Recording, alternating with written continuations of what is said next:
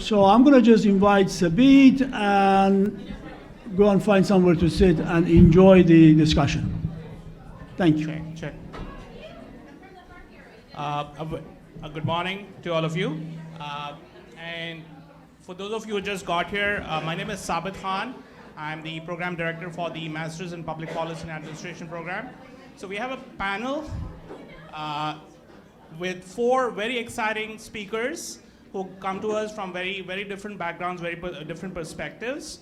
So let me first invite them to sit on the table and then let me introduce them. First we have Yisel Barajas, the Chief HR Officer from Ryder Affiliated Companies. We have Alvaro de Regil, who is, I think, outside, but he'll be with us in a moment. We have Ms. Maureen McGuire, CEO of the Farm Bureau of Ventura County. We have Ms. Nidia Bello from CAUSE. And Alvaro is joining us momentarily.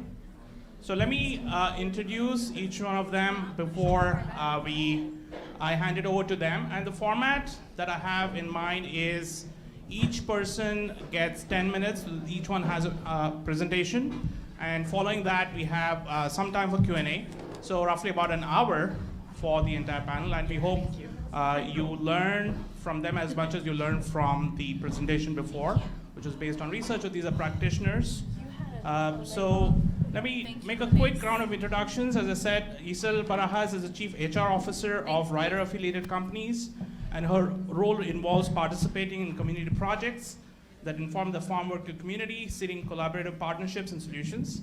She has a master's degree in urban planning from UCLA and is an alumna of Class 40 of the California Agricultural Leadership Program. Alvaro de Regil is the Executive Director of Jus Semper Alliance, a think tank based in Ventura County, a coalition that supports living wages worldwide and as a core element of sustainability, democracy, and business accountability. And his work is centered on developing a people and planet paradigm. Maureen McGuire is the CEO of Farm Bureau of Ventura County, and she has an MA from the New School University and a Six Sigma Black Belt from the University of Southern California, Wetterbury School of Engineering, and she began her work in Ventura County in farm labor contracting. Finally, we have Nidia Bello, who for the last 3 years has been working with the Central Coast Alliance for Sustainable Economy. And as a community organizer, Nidia has worked with young adults by organizing to improve air quality in South Oxnard and strengthen tenant protections by pushing for local rent control. She is now the Santa Paula policy advocate and continues to support immigrant rights efforts in the county. So let's start with Yisel Barajas and her presentation, and I will help you with the slides.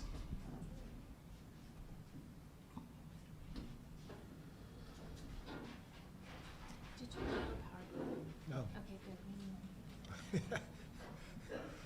I wasn't asked for All right. All right. Is this okay? no worries. Okay. Good morning, everyone.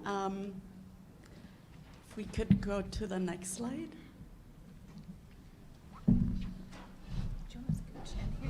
So, Ryder Affiliated Companies is an agricultural company here in Ventura County. We also grow in other parts of the coast and the US.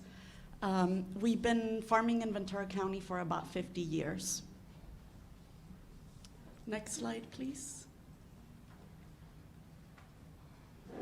The mission of our company is the relentless pursuit to delight our consumers and enrich our employees and communities. And we do this through our values of honesty, fairness, and respect.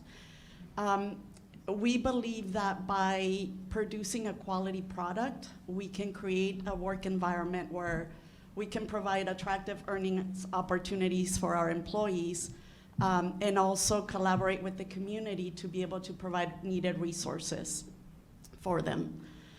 I want to give you a view of who our employees are, just to continue to put a face to our immigrant community. These are statistics based on our operations here in Ventura County. The average age of our farm workers is 35.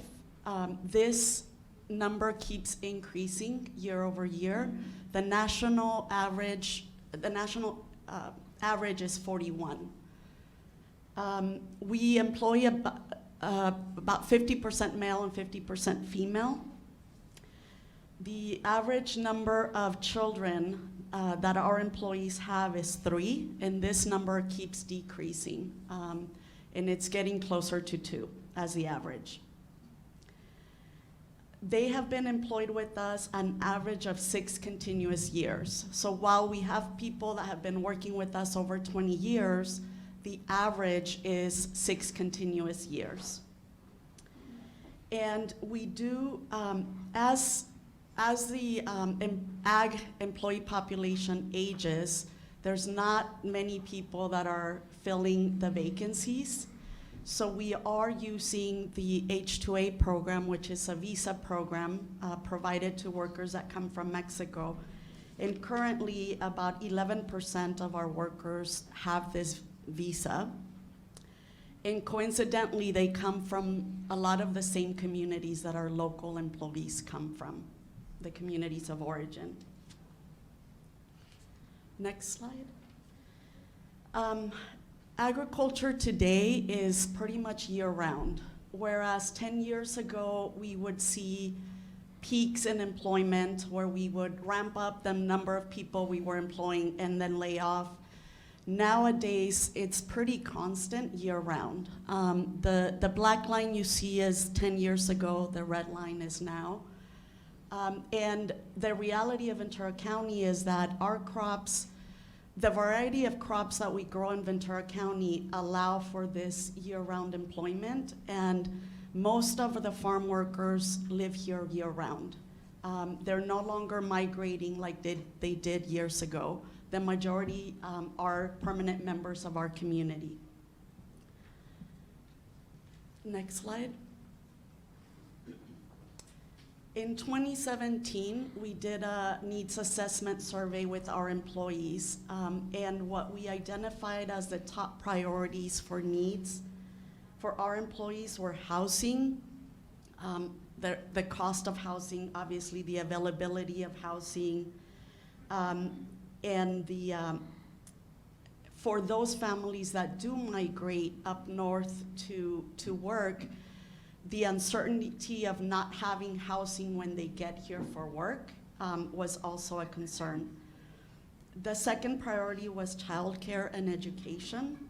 That involved the cost of childcare. The hours that are needed when you work in agriculture do not coincide to the hours available by childcare centers.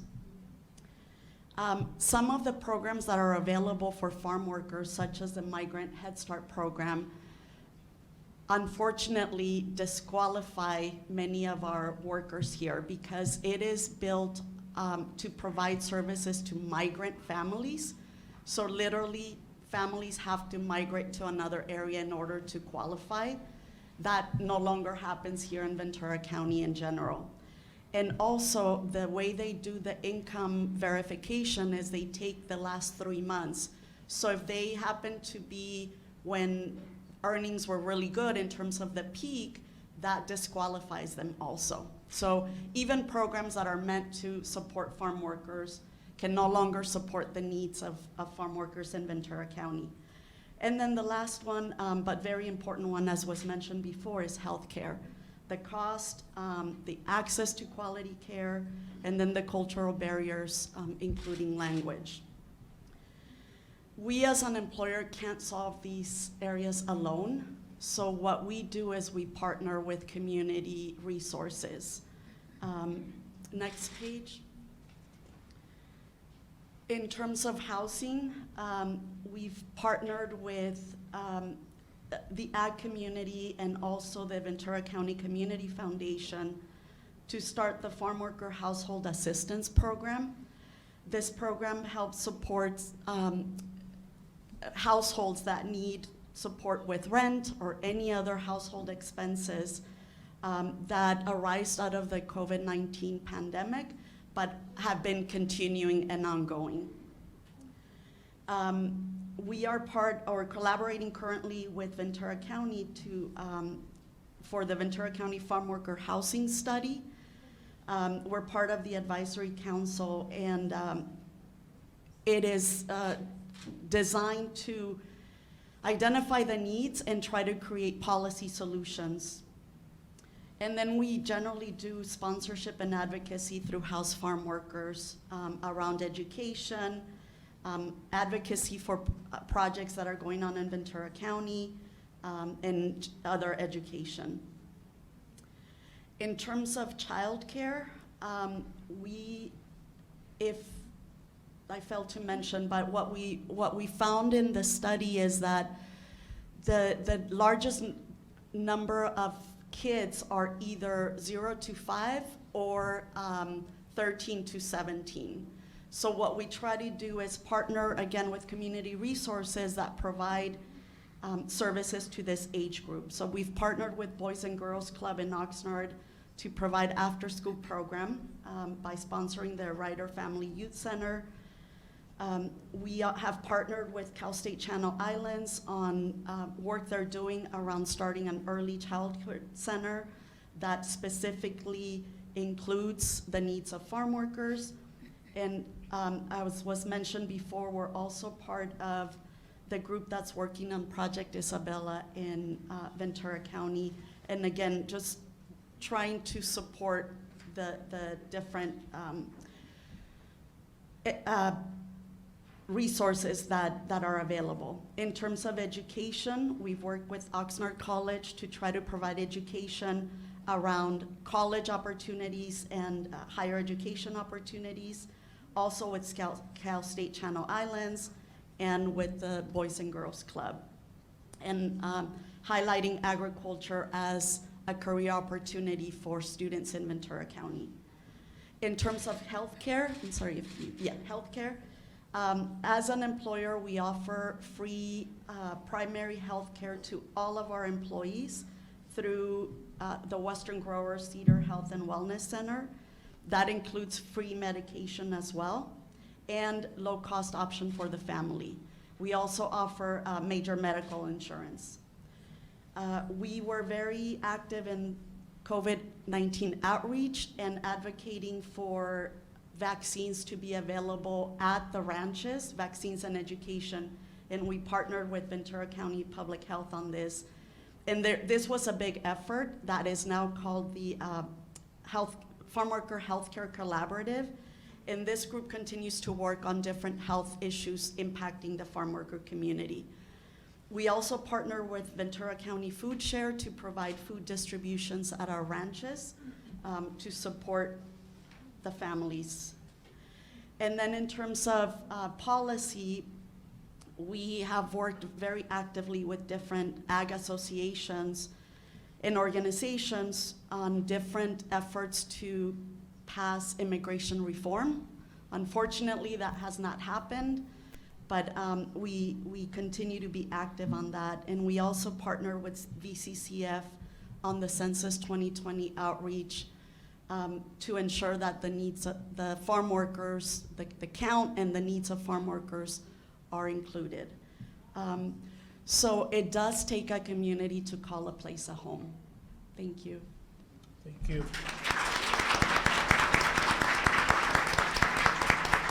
Thank you, Ms. Corrales. Now we have Alvaro with his presentation.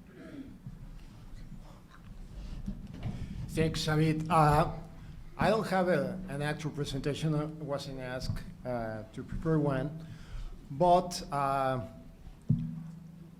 the focus of my work on immigration has been the underlying causes of immigration,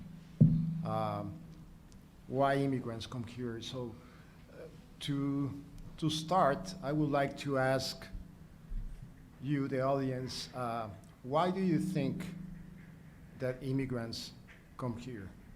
What is the usual reason that you can think of, the conventional reason that you can think of? Yes? To support their families. Okay, to support their families. Anything else? Yes? Well, in search of a better life, more opportunities. Why in search of a better life? What is their condition that they search for a better life?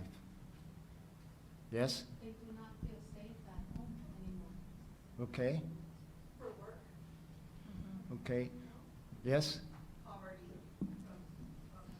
Poverty. Okay. Anyone else? Political violence and corruption in their home country. Okay. Anyone else? Okay, well, on my research, what I found is that, and probably you have seen that, especially in mass media, the conventional wisdom in general, encompassing all of the reasons that you already mentioned, is because they are poor and we are rich. That's the conventional wisdom. But what they never ask about is why they are poor. Why are immigrants poor?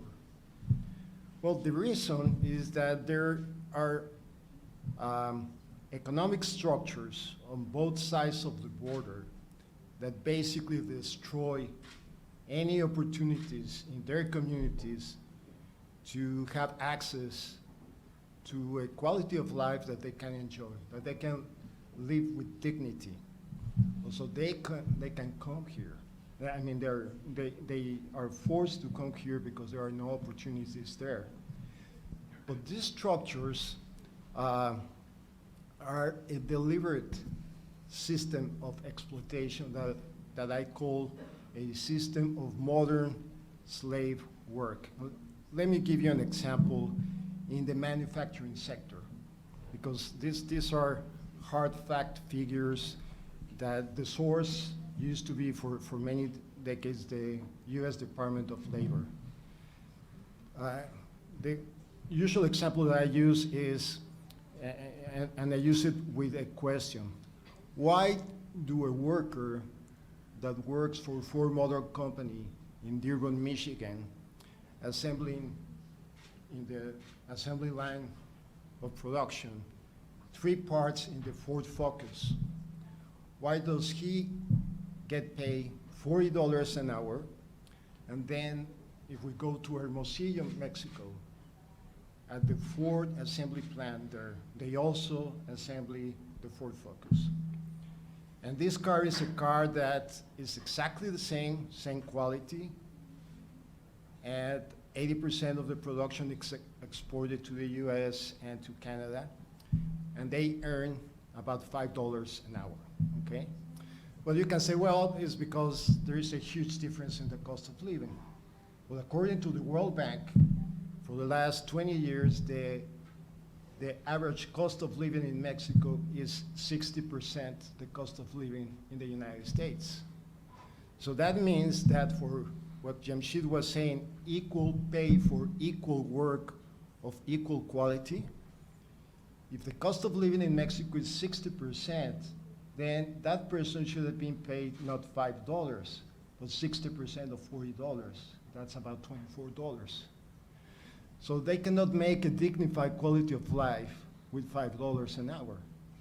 So they start looking for other opportunities. And in this situation in Mexico, with what you mentioned, insecurity, crime, exploitation, all of that, many workers find that they only have 3 choices when they lose their opportunity to enjoy a dignified quality of life, and that's they can go to the big cities in Mexico and live in the worst neighborhoods and work in the what is called the informal or underground economy, and of course they would be completely exploited, living under really terrible conditions. The other another option is to join the mafias, the narco mafias, and the other option is obviously to come here. So many choose to try to immigrate to the United States. Now, if we move to the agricultural sector, what happens in NAFTA is that US farmers got subsidies for $20 billion. So with those subsidies, they flooded the Mexican market, for instance, with corn, that they were selling at a price below the cost of production of corn in Mexico. That, and this is another hard fact, caused the loss of 2 million jobs in Mexico in the agricultural sector, okay? And that means that about 8 million people lost their livelihoods because the average number of members per household is 4. So 2 million jobs were lost. You can say that about 8 million people lost their chance to continue living in their communities. So they had no choice but to choose one of the 3 options. And again, they came here. So if you change the perspective, in a way, people in Mexico subsidize our quality of life, okay? Because if, and this is all linked to the, what is called the global supply chains and labor arbitration, which means that corporations go to the place where they can find the lowest wages that they can pay to increase their shareholder value. People try to come here, and but a lot of people are still producing in Mexico for the export industry. That makes a huge difference, because if those jobs were here, the cost of production and the consumer prices would be much higher. We would be paying much higher prices for what we consume. But we don't, because those products are made in Mexico at modern slave work wages. So you can say that in a way, we are unknowingly, in a way, contributing to this system, and we get a subsidy in the prices that we pay because of the really low wages that are paid in Mexico. So my conclusion is that if we really want to solve the immigration issue, if for all the people that, Gebhard was mentioning a lot of the comments to the article that was featured in the Ventura County Star and in other media, and they said, oh, this is fake news and Satan, and we can't even pronounce their names and all of that. Well, for those people, if they really want to solve the issue of immigration, if they don't want to see any more immigrants, the only way is for both governments to change the policies and force corporations. I know that the gap is so huge that they cannot change from 1 year to the next one, from $5 to $24. But if they start, if we talk of corporate social responsibility, if they start gradually closing that huge gap, I can guarantee you that the vast majority of people in Mexico would be more than willing to stay in their communities enjoying a dignified quality of life. So the only way is to address the underlying causes of immigration, to address the root causes of why they come here. Yes, they come here because they are poor, but they are poor because of a system that makes them poor. Thank you.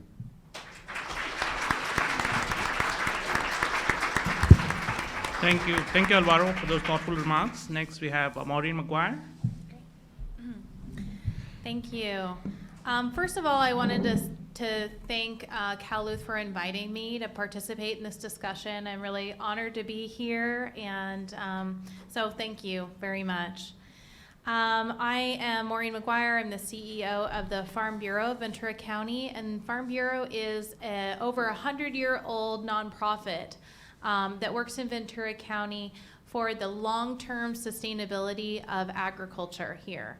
And that means we work on everything and anything that has to do with agriculture. We work on water, land use, and of course, farm worker issues.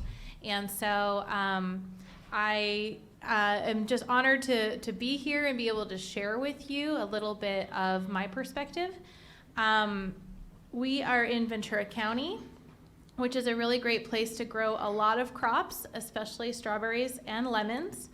And I'm originally from Pocatello, Idaho. So that's about 883 miles away, and it is not a great place to grow strawberries. I used to work at a strawberry company, and we also grew strawberries in San Quintin, Baja, which is about 361 miles away. It's a great place to grow strawberries. And for context, Hermosillo is 715 miles away. That's a really good place to grow squash. And Los Mochis, where I worked growing tomatoes, is 1,067 miles away.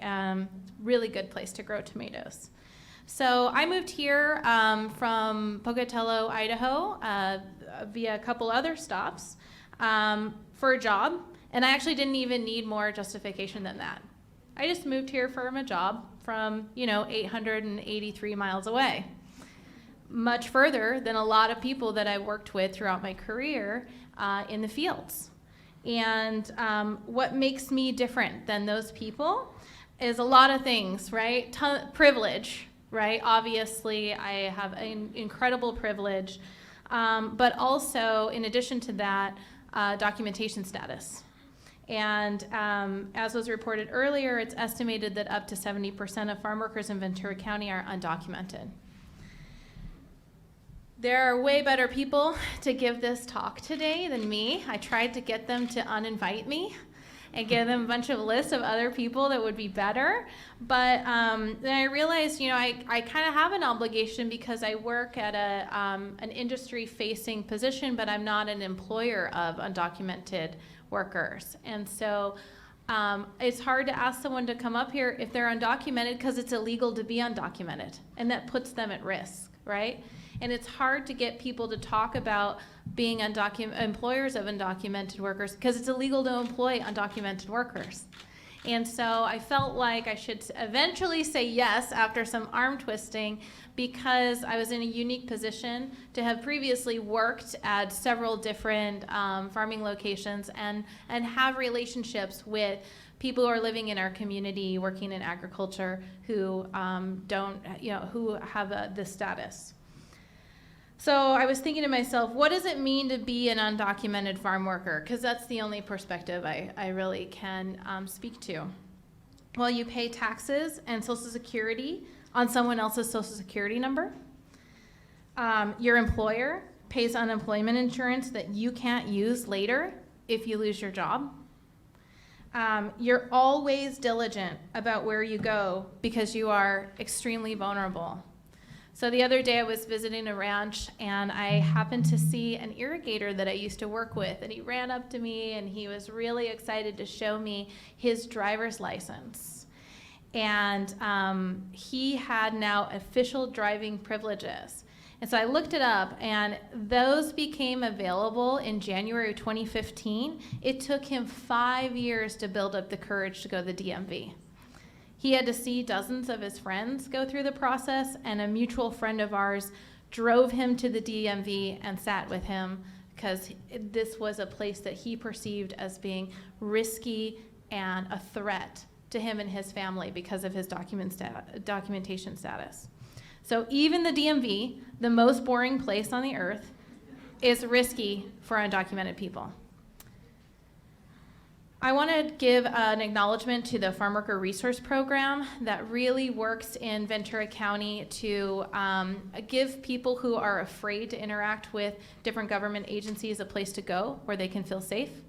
So they're kind of a one-stop shop for people who need assistance in, getting access to benefits or understanding their rights, getting educated around wage and hour issues or other issues that are preventing them from living a safe and happy life here in Ventura County. So I know we have a lot of that group here, and I want to just acknowledge them and the work they do in multiple indigenous languages, including Spanish.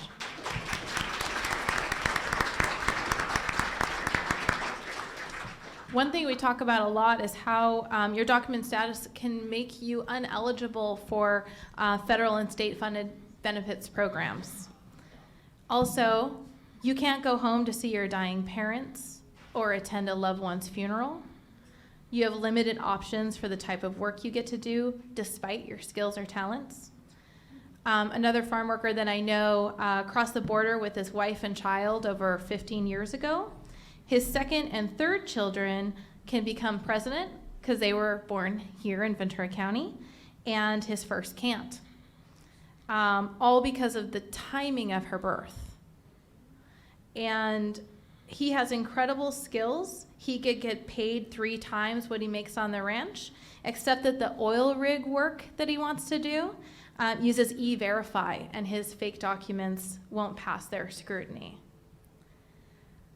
One of the biggest expenses and economic disparities for farm workers is housing. They spend a huge proportion of their paychecks on housing that's expensive, unsafe, and high density. So I wanted to acknowledge the work of House Farm Workers, which is a grower-founded nonprofit. People got together and said, we need to address this issue, and they work to advocate for real change here in Ventura County.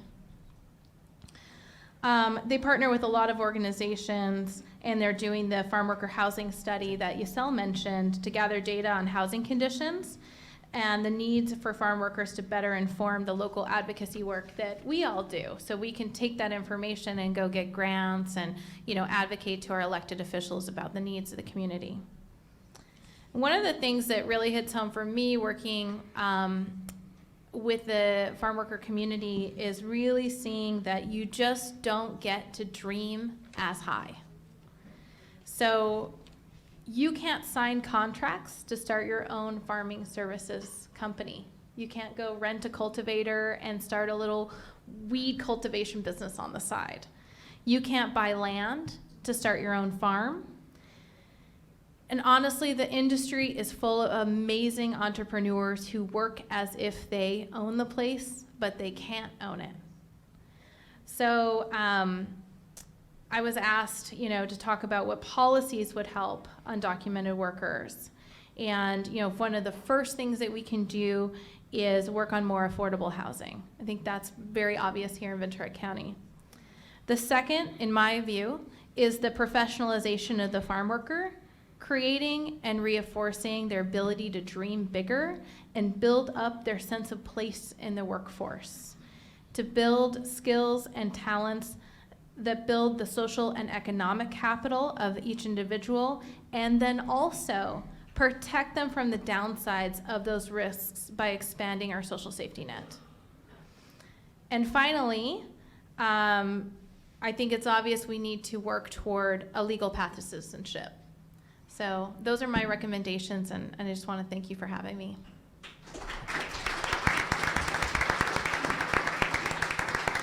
Thank you, Maureen.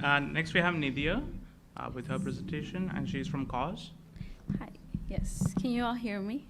Yes. Okay, thank you. I would like to thank everyone that organized this conference, first of all, for inviting me to be up here.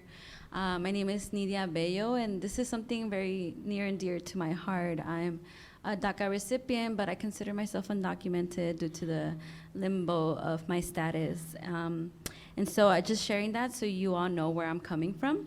But I started at CAUSE as an organizer. I've been doing this since college.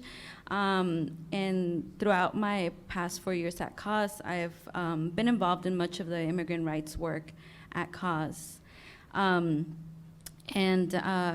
a little bit about myself, I migrated to the United States when I was 2 years old. I'm from Puebla, Mexico. And I was able to get DACA, Deferred Action for Childhood Arrivals, in 2016.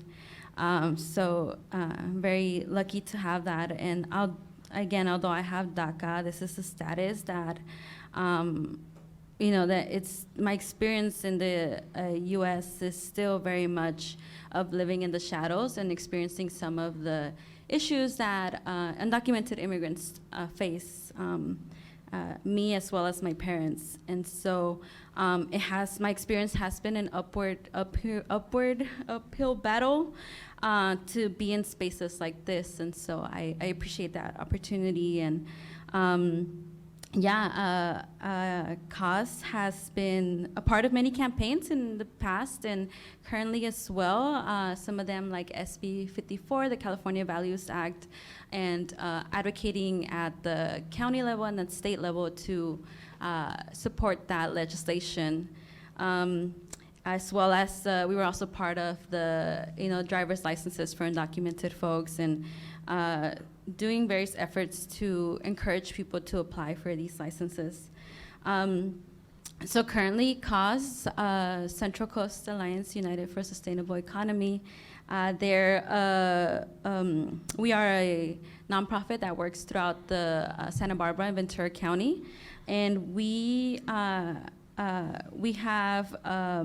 amazing organizers that work with community members in Oxnard, Santa Paula, Ventura, Santa Barbara, and Santa Maria. And our focus is to support immigrants and people of color so that they are able to have the tools that they need in order to use their voice to change the current balance of power. And I think that's our focus, changing the current balance of power so that undocumented immigrants and immigrants have the things that they need to thrive in this country. And so, I wanted to talk a little bit about the struggles that immigrants face and that we face working with immigrants. And so, what we do is we have house meetings with community members that are impacted by the issues that we focus on, and they themselves identify key issues that are impacting their livelihoods. And so I think some of them have already been mentioned, but I do want to emphasize the issues of housing and workers' rights and even environmental justice and how that impacts undocumented immigrants. And so when we talk to workers, and a lot of these workers are immigrants and undocumented immigrants, they're facing issues of mold in their homes, of broken windows, of things not being upkept in their homes, right? They also face yearly rent increases, sometimes even more than once a year. And this is very, impacts families that, as we all saw, sometimes experience wage theft. We also see people struggling with deposits, as well as more and more we're hearing more people struggling with application fees for housing. So housing is a big issue. There's so many things that are impacting our communities, as well as evictions. And this has become, an issue as there's less and less affordable housing in our communities. And so, as I myself and my family, we currently experience housing instability. It takes about 4 of our incomes to be able to live in Oxnard, in South Oxnard. And so, and we face some of the same issues of having mold in our house and our landlord not wanting to fix that. And the fear of eviction and feeling like our livelihoods are at risk because of housing insecurity. And so, in terms of housing, what CAUSE has done is push for rent stabilization throughout different cities. In Oxnard, we were able to get rent stabilization and cap rent increases at, I believe, 5% in Oxnard. And it's something that many more of our community members want in their cities. It's not something that's going to fix all the housing instability issues, but it's something that gives some sort of security to our folks, knowing that there's a cap of how much rent can be increased every year. As well, we also work to have just cause eviction ordinances in cities so that folks are protected when it comes to evictions, and they're having a just cause for evictions. And so those are some of the things, some of the campaigns that we are working on in our cities that we work in. But undocumented immigrants face many issues. So moving on to workers' rights, and the things that we hear is about retaliation. For me, it's very hurtful that I'm sitting here while my mother is being exploited as a garment worker in Los Angeles. And this is something that she has to face because there's no other way to put food on the table, right? And they have to, there's fear of retaliation, and fear of not being able to provide for their families. And so that's something that we hear with many of our immigrant workers that we work with. And during the pandemic, there was a lot of fear of their safety and their health. As I mentioned, there's very little space to not go to work, right? And so they choose to put their health at risk in order to continue working. And this is something that our farm workers, essential workers were doing during the pandemic. And so as CAUSE, we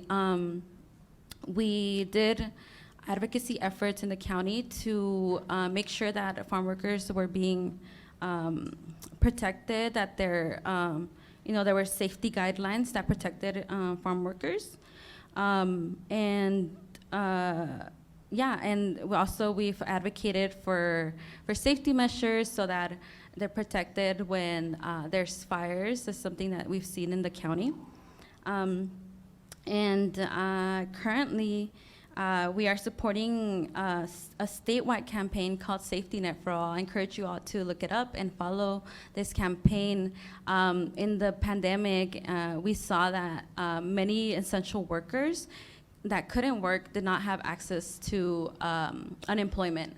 And I think someone mentioned this is something that workers, they pay into, but they don't have access to it in the state. And so what this coalition is advocating for is for unemployment to be provided for all workers in the state. That's again, that's an active campaign, and so I encourage you all to look at that. We also advocated for the creation of the Farm Worker Resource Program in Ventura County, which has done amazing work, and our goal is to replicate that in different counties, and so that folks have a center that they can go to. And then I think also we work on environmental justice, and this is something that our communities have been dealing for a long time. They deal with environmental factors like pesticides and heavy pollution and contamination. And so we have various campaigns to inform like pregnant mothers that work in the fields about their rights. And we are working in cities to limit the heavy pollution that is often put around our immigrant communities. And so, as well as now finding ways for our community to be resilient and continue to live with these environmental changes that we are seeing. And so I think, and our goal is to work with people that are directly impacted with these issues, but we do face some challenges of, these are folks that are usually not at the table. They're underserved, overworked, and disenfranchised, and their priority is to survive. And there's still a lot of fear. And so I really support all the recommendations that have been given today.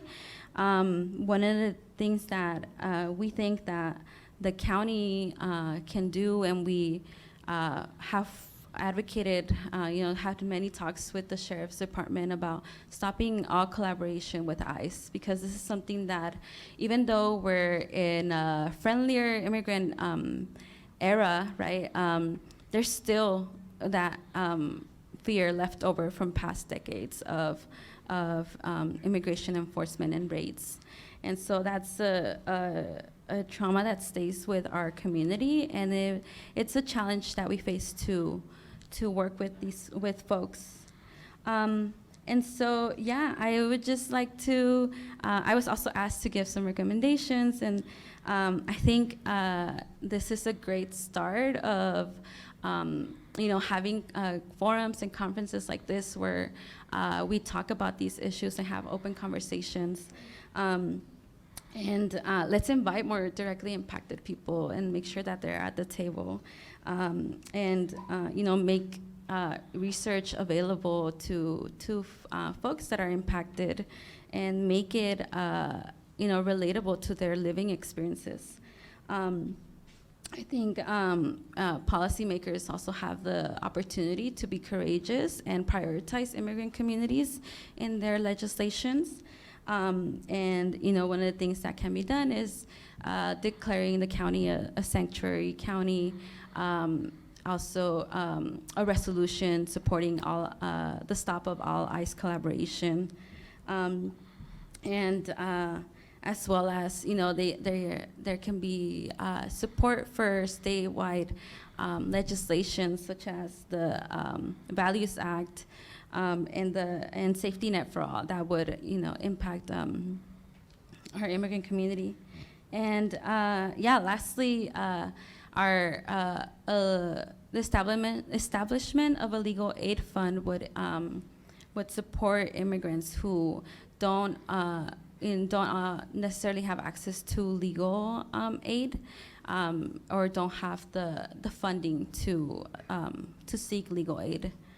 So, yeah, thank you.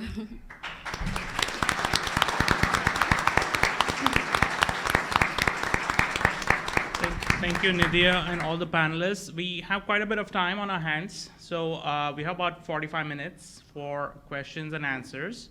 So I encourage all of you to feel free to ask questions to the panel, after which we will break for lunch. So I have a free mic here, so if anyone has any questions, please raise your hand, and the mic will reach you momentarily.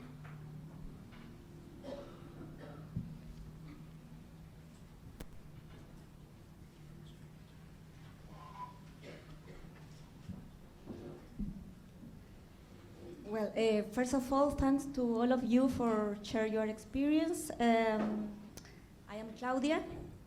My question is, what role can government agencies and other stakeholders play in supporting the efforts of the not-profit sector to assist undocumented immigrants, and how can they collaborate effectively? Well, I'll start off. One thing that they can do is make the funds available to nonprofits without strings attached. So building programs that can equally be accessed by people who are documented and undocumented. A lot of times people come and they want to participate in a program that's being offered through the county or the state or federal funds, and you have to turn them away because they don't meet the criteria for receiving that aid. So that's a really easy thing that they could do, is create matching fund pools or other ways of funding programs so that the same resources are available equally no matter what your documentation status is.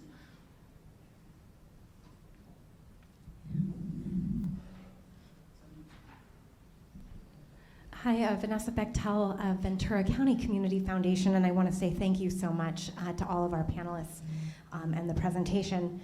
I just was struck, Gerhard, by your opening and just recognizing how important it is for us to all continue to speak out and talk about this. And I also just want to give a little bit of hope.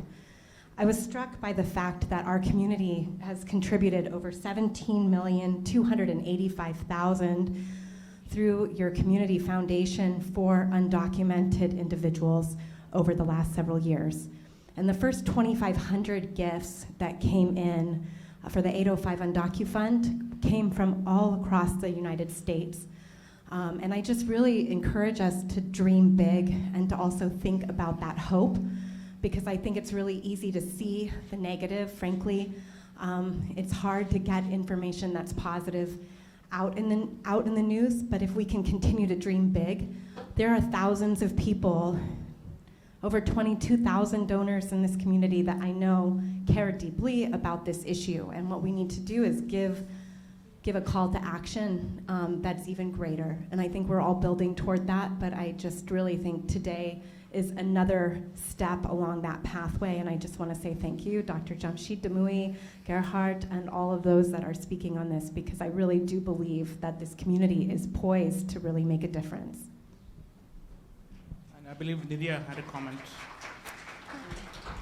I was just going to encourage government agencies and elected officials to reach out to nonprofits. We're always willing and want to collaborate, and so reach out to nonprofits and talk to us about what you care about. We also, we want to work together, and we're willing to have open conversations. And so I think sometimes it just takes that, reaching out and learning about the issues that are impacting our folks and having the courage to advocate for that.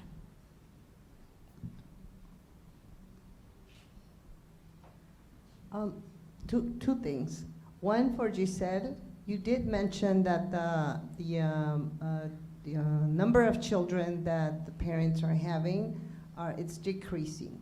Do you have any information as to why that is decreasing? Or? I don't have the information as to why. I mean, I think in general, even in Mexico, the number of children is decreasing. Could be just the cost of raising children, but we did not ask why, families are having less children.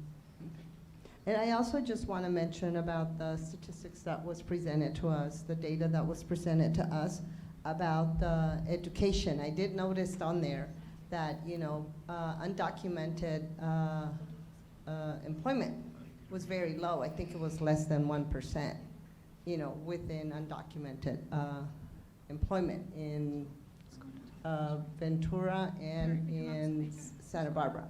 I'm an educator, and my biggest concern is, especially for all of the agencies that are here, in being able to really promote education, being able to do that. And I know that a lot of our parents don't feel very comfortable. They bring their children and trust them to us and just, say, okay, the educators are going to take care of that. But at the same time, also encouraging them to be able to get involved. There is a lot of funding in schools for migrant and immigrant education, that it is for a lot of these parents, that they can be able to learn other skills, get some kind of education for themselves to be able to have that transformation within their families, and at the same time being able to have that transformation for their children. Coming here myself as an immigrant, I feel that education was really changed whatever I was able to within our families, and being able to work in education, I was able to make that change and to offer it to our parents and to our communities overall, in whatever level it is, whether it be early childhood education all the way up to higher education. Can I respond to that? I think it's really interesting because when I was working kind of directly with farm workers and supervisors and mayordomos, one of the things that was interesting to me was this lack of seeing themselves as the generation to invest in terms of education. So there was a huge focus on keeping their kids in school, making sure that their kids had the opportunity to go to college. I mean, people were sending their kids off to master's programs, but they didn't see themselves as someone to invest in. And I think we could do better in building programs where people who are working really hard see a direct connection between the return on the investment of that time and energy.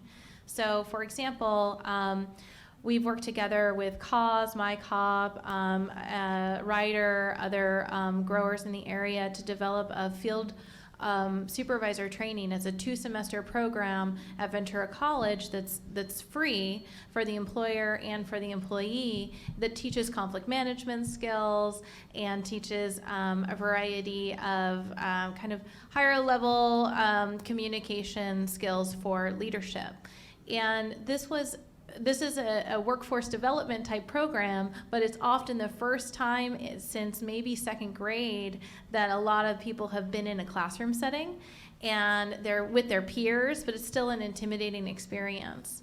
And one of the things that I would like to see is part of what is a requirement to make that program state funded is they have to also take ESL, which almost doubles the amount of time that they have to take out. And I would like to see us able to use more funding for programs in people's preferred language without having additional requirements on them, and more in the community for them in places where they're comfortable, on ranches or within their own communities, not needing to come to necessarily a campus. So I think that there's 2 things. We need to meet people where they're at, and we also need to encourage them to see themselves as worthy of their family's sacrifice to build time in for them to invest. So I don't know if you guys have thoughts on that. I would just add to that I think also navigating the educational system is intimidating, right? Mm-hmm. Applying to college, and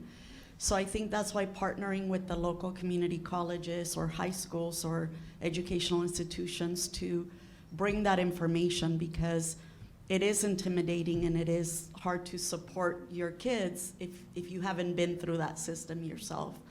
And also the after-school programs, right? Supporting the after-school programs, because a lot of the times our parents can't help us with our homework if they don't speak the language or they haven't had the higher education. So after-school programs too are key.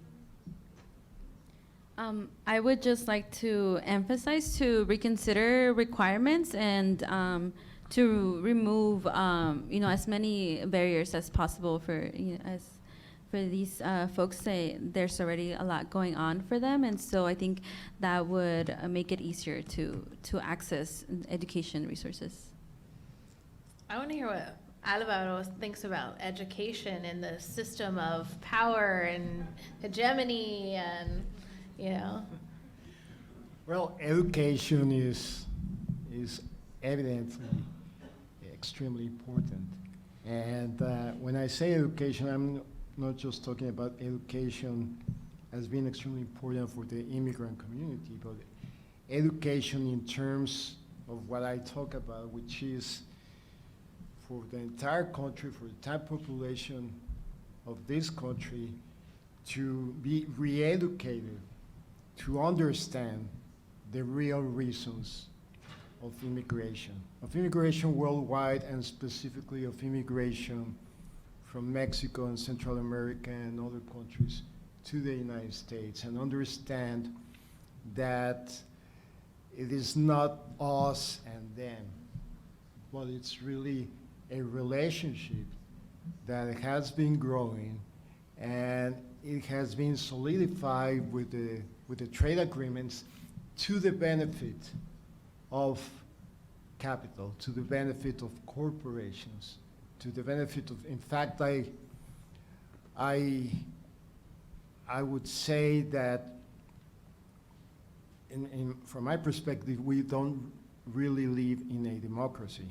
We live in a marketocracy, because it is the market that dictates the policies that go to the public agenda. So in terms of education, in terms of public opinion, in terms of information, we are deliberately misguided to think what is really not the truth about immigration. So we would need, in terms of immigration, to re-educate ourselves. And perhaps that way we would find a more humane approach from a big sector of this country that considers that, it's fake news or I don't care or whatever. So education, it is very important. Right, any other questions from the audience?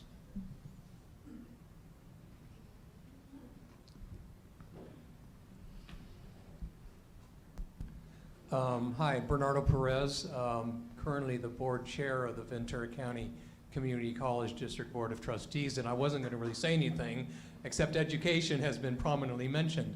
And thank you for the shout out, Maureen, about the program at Ventura College and our community college, and UCL mentioning that too. One of the themes that we're working also is meeting our students where they are. And we're not talking about just graduating seniors, but also working adults, and especially those that want to advance in the ag industry and elsewhere.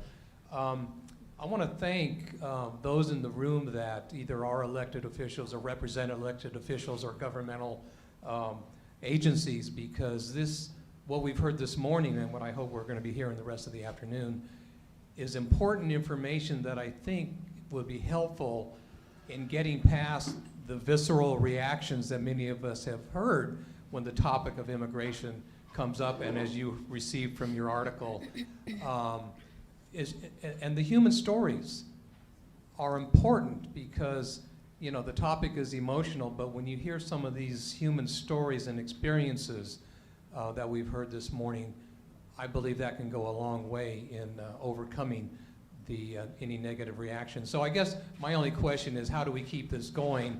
And one idea that I have and will take and act upon is to share this information with other network groups that I'm involved with and ask if any of you might be available to be a guest speaker at some of those organizations. So thank you for sharing your stories.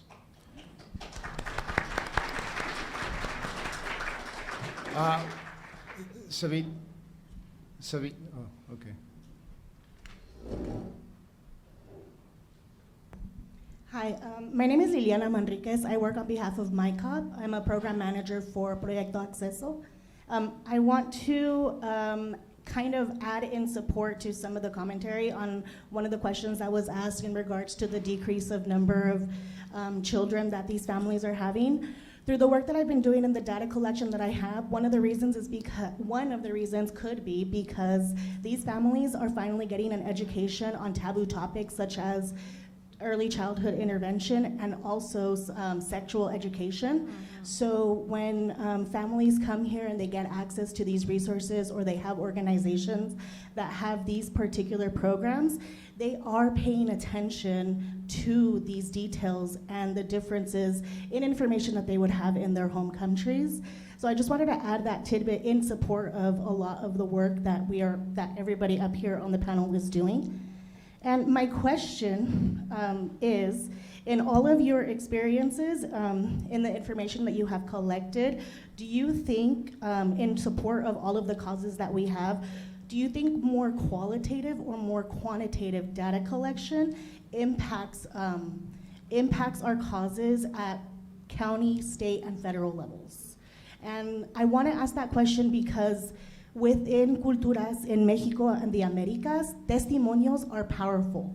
Qualitative research is powerful, but how can we translate quantitative data for those voices to be heard?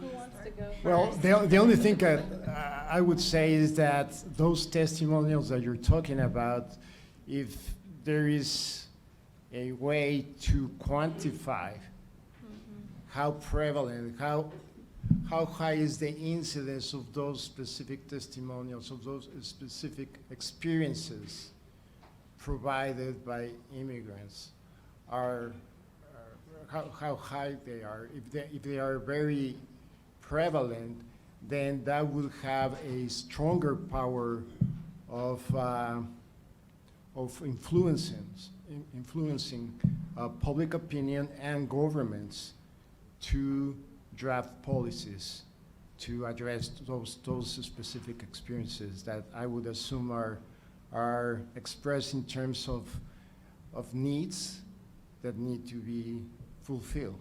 I think for me, I work more on the grassroots local level, so I don't have a lot of experience on getting huge federal grants, for example, bringing in millions of dollars to address something, but I think it's a combination. So you need to have personal testimony to really give a face to what you're talking about, but you need to also be able to talk about the scope of the need. And another, I think, important part about how to weave those testimonies in is that building up the trust of your organization with agencies and government officials. So making sure that you have a really clear idea of what you're working towards, that you're authentic to your cause, and that you are sharing the information without underselling or overselling the problem, right? So that people, project after project after project, learn, if I've heard this from X, then I can trust that it's true.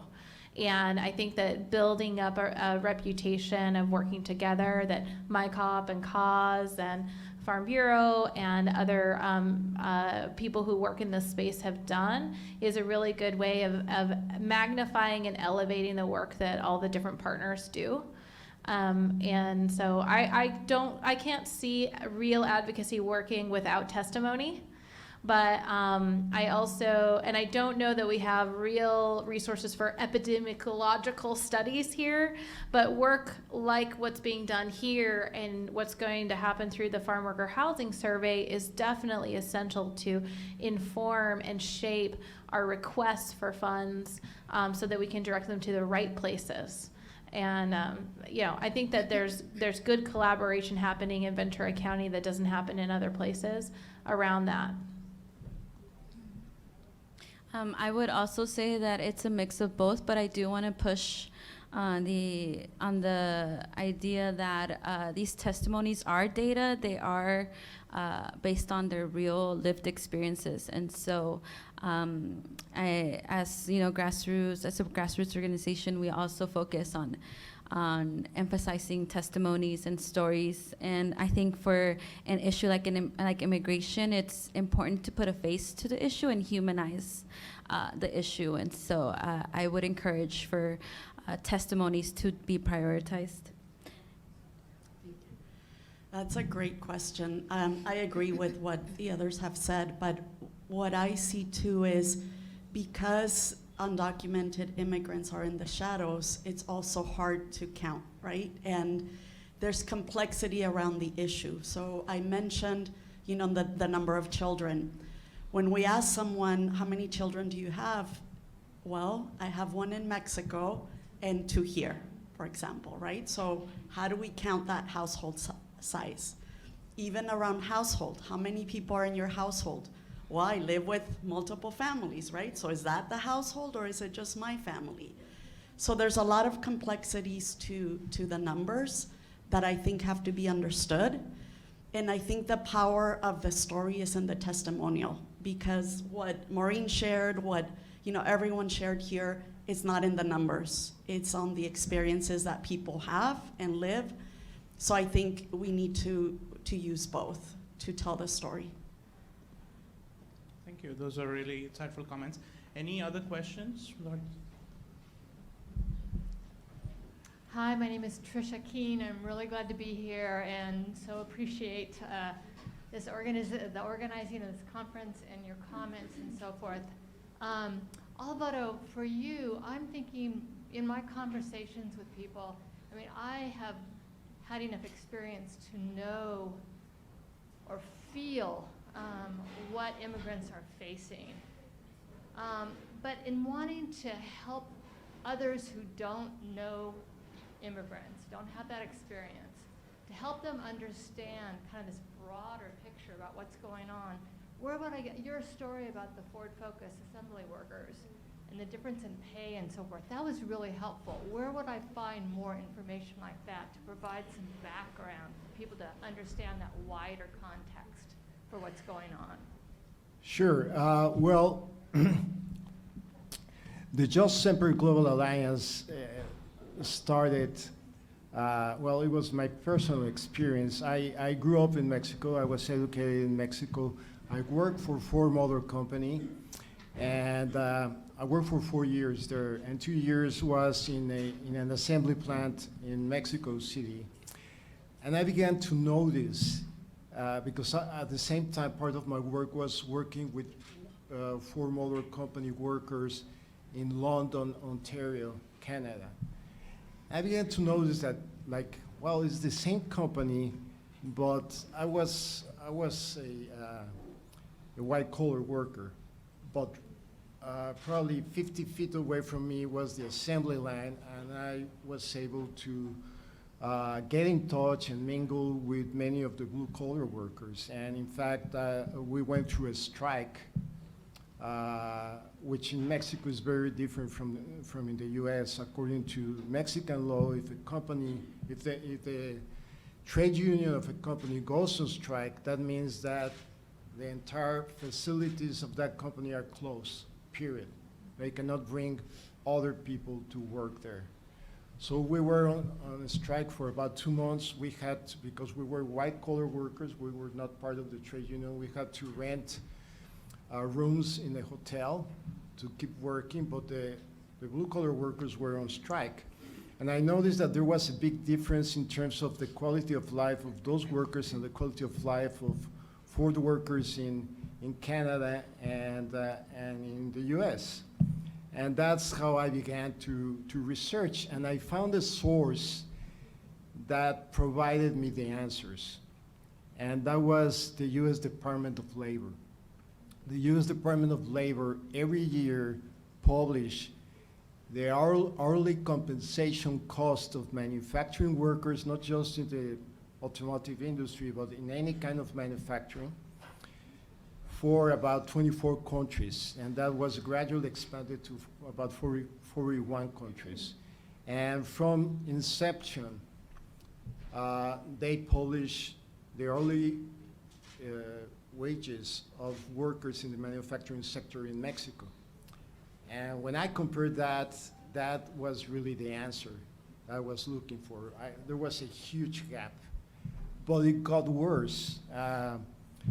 The data went back to 1975, okay? And in 1975, manufacturing workers in Mexico were earning about 42%, 1975 to 1980, about 42% of what they should have been paid if they were being paid an equal pay for equal work of equal quality.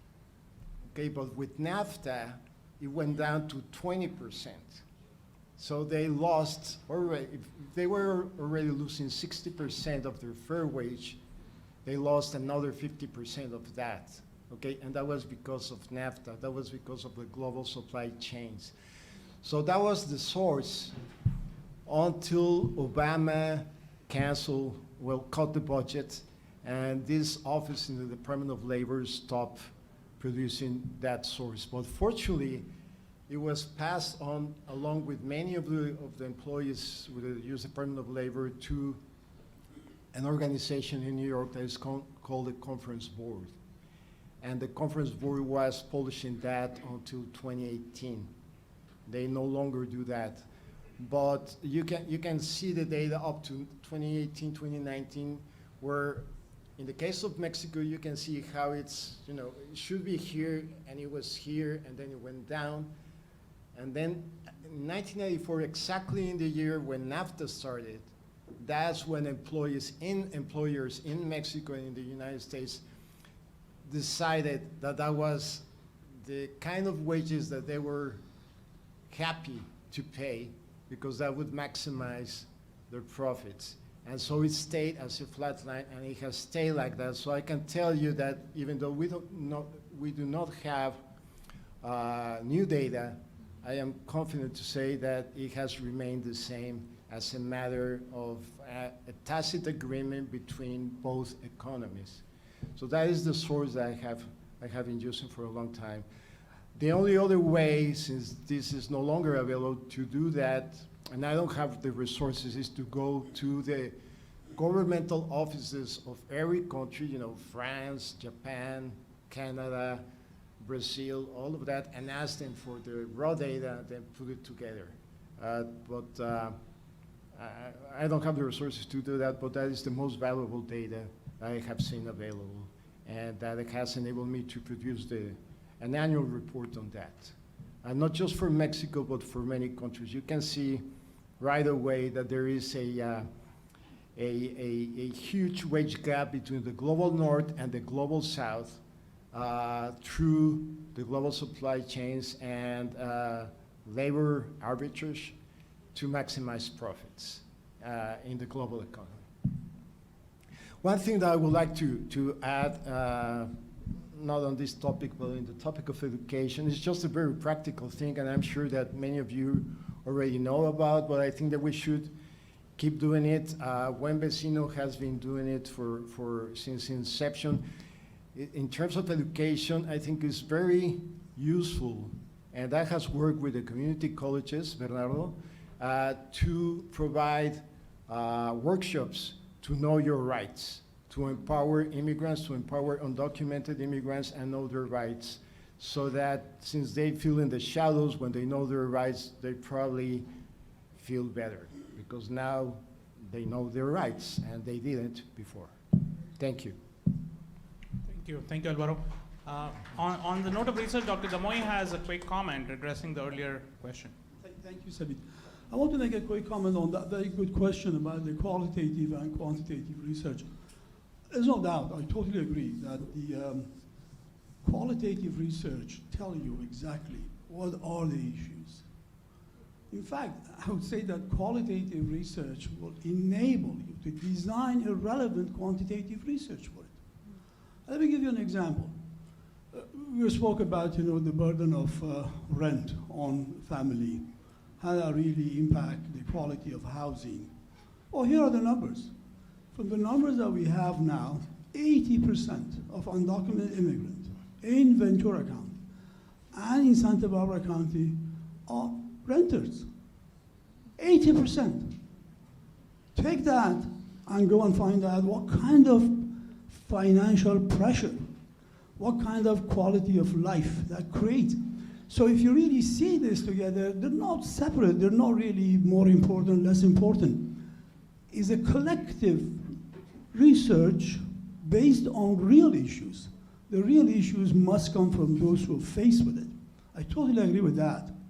In fact, my colleagues here, Akiko and Cynthia, can talk more about it than I can. Now, how you actually generate the relevant question. You don't ask the question. The question comes from those who are impacted by it. That really is the kind of research design you do. But you do go for quantitative research, yes. You do go. You have to show, when people talk about that undocumented immigrants, spend our tax money. Yeah, quantitative research tell you that's not true. They generate tax revenue. So I wouldn't really separate them. I see them as combined, and I see qualitative research as a way of designing relevant quantitative research with a human face. That I wanted you to just comment on. Thank you. Thank you, Dr. Damoy. We still have a few minutes left before lunch, so. Israel. Hello, everyone. My name is Israel Vasquez. I think there was a comment that was mentioned if something was representation, right? And I think that's very crucial when we talk about immigrant and migrant community representation. But how do we create representation, but also not just representation, but accessibility, linguistic accessibility, cultural accessibility. So in events like this, similar, right? We want migrant, immigrant people or documented people to be in the place, but how can we create it when it doesn't fit their lifestyle, right? They work sometimes from 6 to 7, but yet they're not able to be representative because they can't be in the spaces, or some of the spaces that are for them, it's not welcoming to them. They need people that speak their language, that look like them, but in a space that is not so formal that scares them, right? Like there was a talk about the DMV.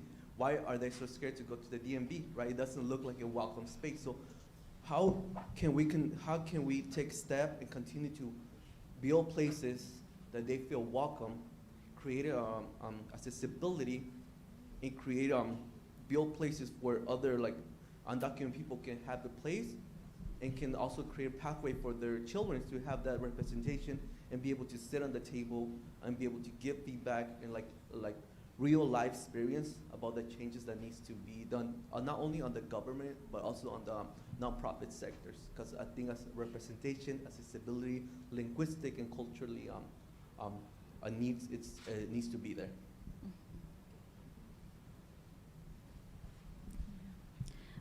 Thank you, Israel, for highlighting that. I think that's very important. I think my take is it goes a little into meeting people where they are at, but also prioritizing these communities and not being, prioritizing and making the events work around them and making folks feel comfortable and and I think not encouraging folks to not, have interpretation or language accessibility be an afterthought, but be a priority and something that we always consider. I think too, the challenge is to the people who have the resources and the power, making the change to increase accessibility for the people that are the most vulnerable or don't have those resources.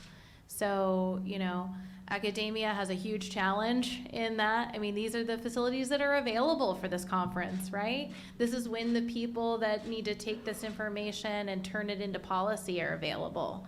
But that doesn't mean we can't also take this information out and put it on the Raíces Informativa podcast, right? That Israel is the host of. And that we can't challenge our community and our researchers to go out and communicate in a way. Even the graphs aren't accessible, right? I mean, it's not also a matter of place, it's a matter of style of communication. And I think it's a huge challenge that we all need to do more work in understanding and building more bicultural skills. So I hope you guys keep challenging the content producers to widen their array of who they consider their audience. And, I think CAUSE, MyCop, and Farm Worker Resource Program are these great conduits to the undocumented community.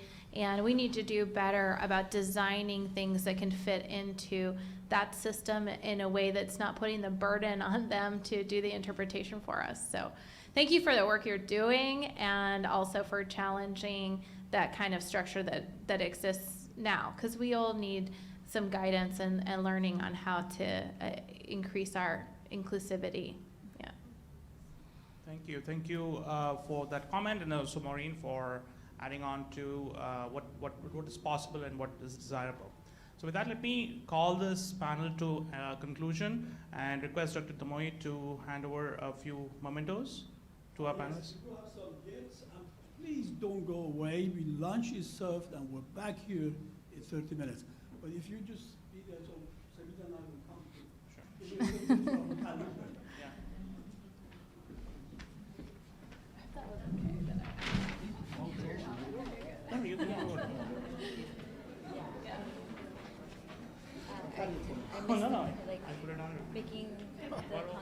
Thanks so much. Mixteco. Thank you.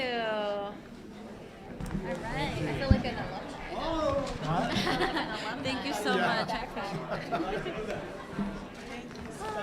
Well, this says Alvaro on it. Folks, just a reminder, lunch is served outside, and we have a keynote speech post-lunch. So be back in 30 minutes. Thank you. Media. Media? Here, media. This one's for you. Oh, okay. I think this is for you. Okay, cool. Yeah. I think we're done. Gentlemen, I'm sorry that I am breaking your peace, particularly having a conversation around the table while having lunch. So I'm going to start our afternoon session, which is going to start with our keynote speaker who's come from Mexico here. We're delighted to have her here. But I want to also mention something that I forgot. And that is really thanking our sponsors. I know that usually you do it in the beginning, not that, but we're really grateful for Ryder-affiliated companies being our gold sponsors, Ventura Community Foundation, Economic Development Collaborative, Limonera being our silver sponsors. We also like to thank our own DEIJ for supporting this effort. We're grateful for their mini grant and then also increasing that, so allowed us to do this work without any financial constraints. Leanne Nelson, our provost, very supportive, so I'm really grateful on behalf of the team that we work together. I'm really grateful that we had all of this support. While I'm on that, I also like to do that because, I don't know, maybe I'm getting old, I forget things, so I better say it while I'm here. I really like to thank my wonderful colleagues who really helped us to put this together.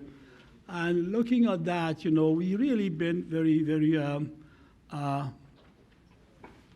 fortunate to have Rosie Baker, our communication coordinator. We had our Vinnie Torres, the